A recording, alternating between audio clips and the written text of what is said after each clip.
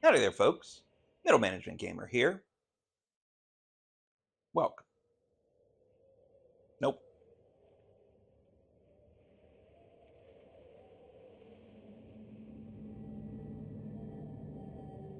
Good evening, folks. I am the Middle Management Gamer, restaurant manager, gamer, husband, father of cats. Here with you today for the first episode of Why Are We Still Playing?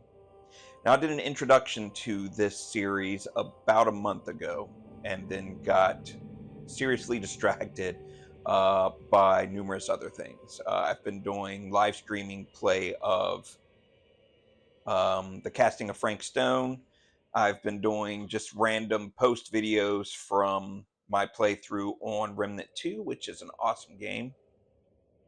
But today I went to post a video for the casting of Frank Stone, and I've been doing those live. And I had a glitch, and the 20 minutes of play that I had just off into the void. And the game saves as you play, so I lost that 20 minutes. There's no way to go back and get it, and I was a little frustrated. So I wanted to come back to this series that I've been just kind of sleeping on and trying to figure out which games I wanted to do, because there's so many games that I just say to myself, why are we still playing this game? And I don't want that to sound like a negative thing, because it's not. There's so many games out there that we're just still playing, that they're just re-releasing or releasing updated copies of, or all that jazz. And I like to revisit those games because I want to know, what is it about those games that makes you want to replay them? What is it about those games that says, man, this is so awesome that I just got to revisit it? And for me, one of those games is Bioshock, which, obvious, it's been on the screen this whole time I've been talking. I own Bioshock on numerous systems. Basically, every time they release a version of it, update, reboot, well, they haven't rebooted it yet, but or remaster, I go ahead and get it. So I'm actually playing this one on my PS5. It's the PlayStation 4 version of the Bioshock collection. It came with Bioshock 1, Bioshock 2, and Bioshock Infinite as a standalone game, but these two load up together. So there's Bioshock, Bioshock 2. And I just want to look at, what is it about this game that keeps drawing me back, and does it have the same effect on you? So without further ado, why are we still playing Bioshock? So I think one of the things that makes this game so great, I mean, it's got good action, it's got good gameplay, the fighting mechanics are wonderful, the gunplay, the usage of skills, like gun in one hand, skill in the other, is great. I mean, even the the light bar setup here is great. Like, the slider bar, so you can figure out how bright you need the game set for. I'm gonna play it about right there, because I find my videos come through a little bit darker, so I want you to be able to see what's going on. So we're gonna go ahead and play it bright. Yeah, I've played other shooters. All right, so Bioshock, as I was saying, one of the things that makes it so great is, video games have great characters, characters that bring them to life.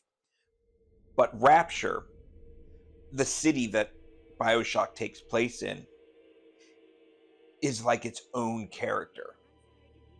They told me, son, you're special. You were born to do great things. You know what? They were right. Would you kindly not open?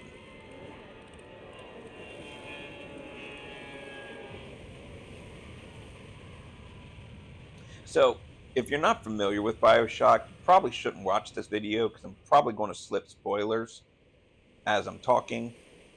But I mean, the game is like 15 years old. So if you don't know the twist by now, well, shame on you. Get out in there and play some Bioshock. Oop, I'm underwater. Oop, what's that?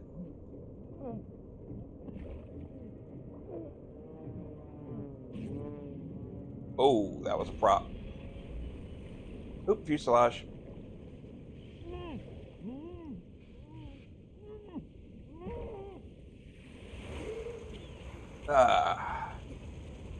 I mean, the game just starts you off in the ocean. There's the plane I was in. It's sinking. We've crashed. We got to get out of this. Oop.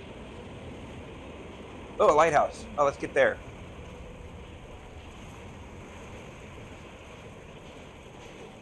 I mean, it's just gorgeous too. I mean, look at that sky with the moon back there behind the lighthouse.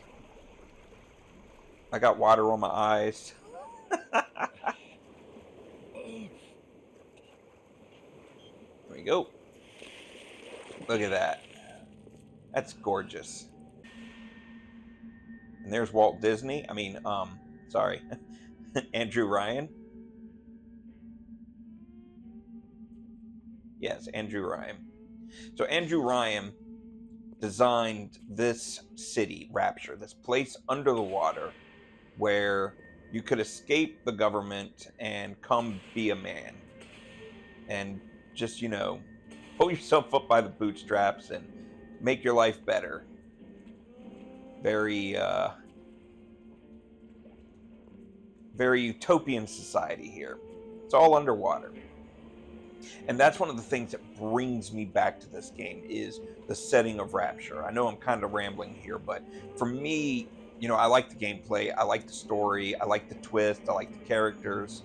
But like when you come to Rapture, you feel like you're there.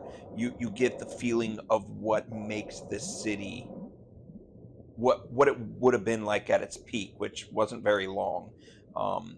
There's a standalone book you can read about it that kind of talks about how Andrew got it created.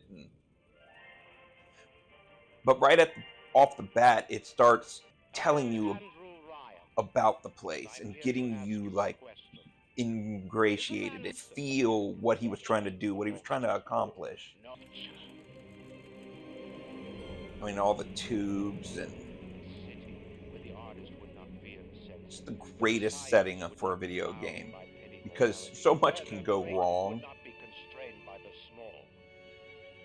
with the sweat of your brow, Rapture can become your city as well.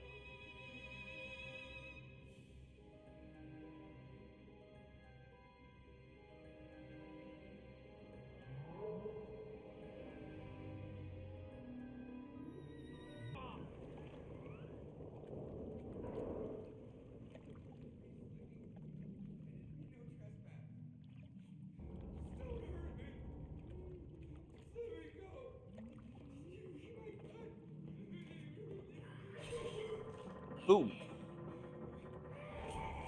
Right off the bat, you know this beautiful city, something's gone horribly wrong. You know it's a place of danger, a place of wonder. People have gone crazy. Somebody's trying to get in to get me.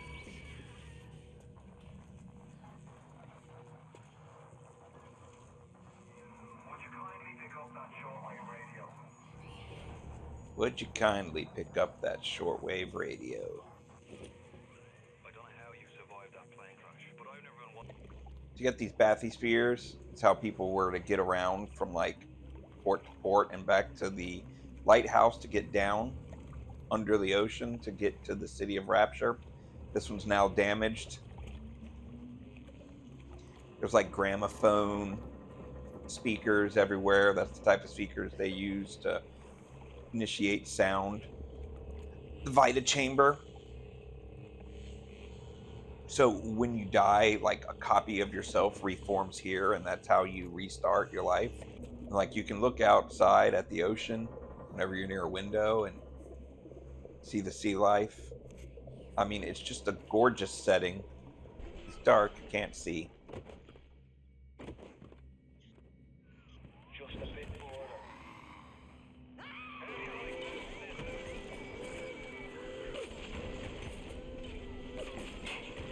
kind of steampunk setting. Would you kindly find a crowbar or something? Bloody splicer, seal Johnny in before they... Would you kindly find a crowbar? How about a pipe wrench? I got a weapon. It's a pipe wrench. Which is a very fitting weapon for an under-the-sea exploration, because you know there's pipes that are going to need to be fixed.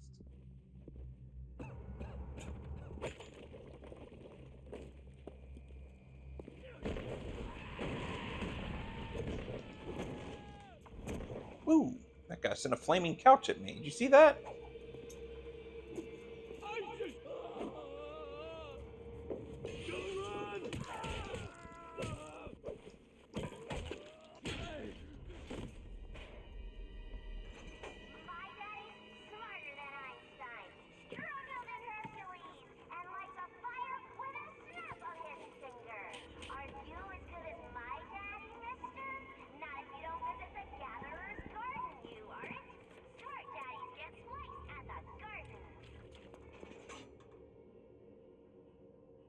Rapture was built on November 5th, 1946. There's just like candy bars and stuff strewn all over the place. And you'll find there's doors that can't open.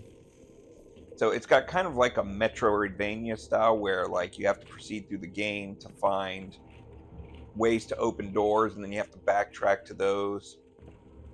One of the other things I really enjoy playing about this game is, it can be a downside in some games, but I like collecting emails, collecting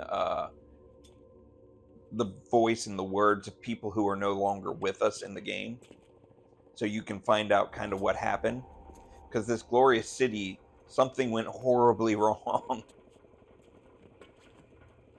And it all is really because of this. This right here is a plasmid. So everyone found out that there was this slug under the ocean, and you could extract this stuff called Atom from these slugs, and they would allow you to change your genetic code. You inject yourself with it,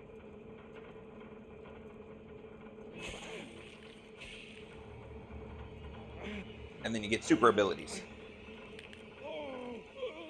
now. Your genetic code is being rewritten. Just hold on and everything will be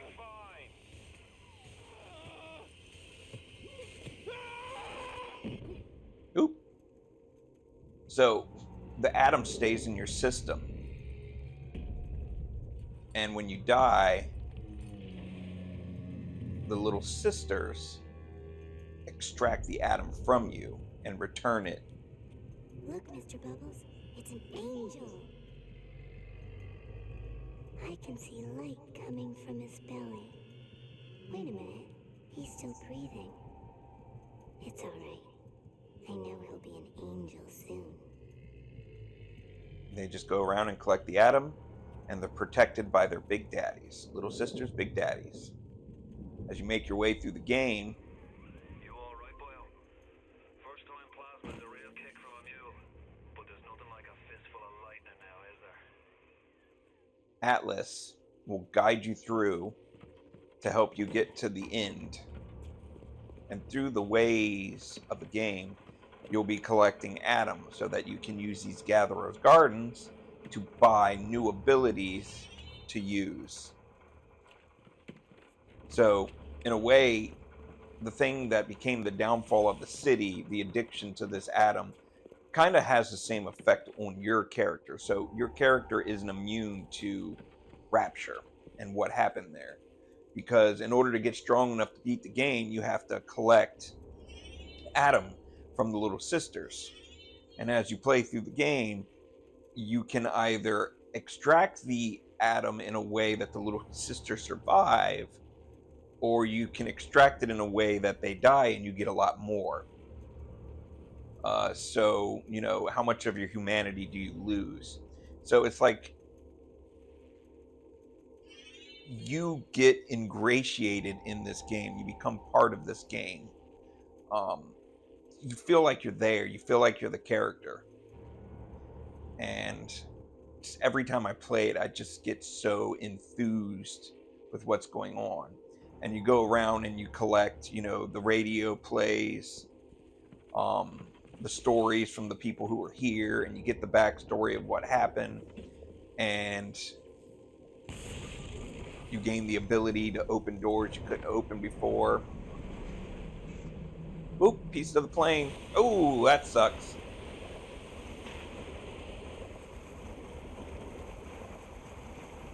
That's luck now. Oop, made it. It's filling up. Oh, that one's broke. Not going to be able to use that passage anymore. Ah! Remember, the 1-2 punch! Come on!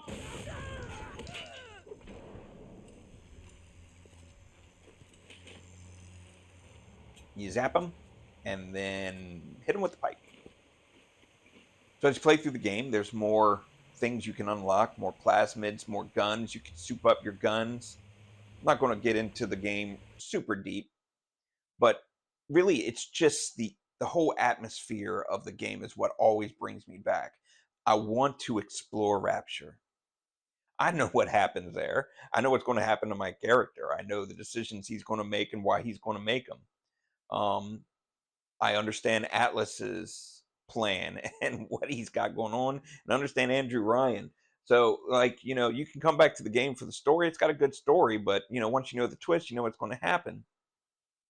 But every time I play the game, I go to every nook and cranny, every bar, every secret place. I try to find every tape so I can unlock the story of what happened there and find all the codes, unlock all the doors.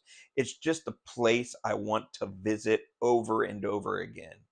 And this is why I'm still playing Bioshock today. How about you? Are you still playing Bioshock? I hope so, because it's a great game. Thanks for joining me today. Look forward to seeing you again next time. Bye.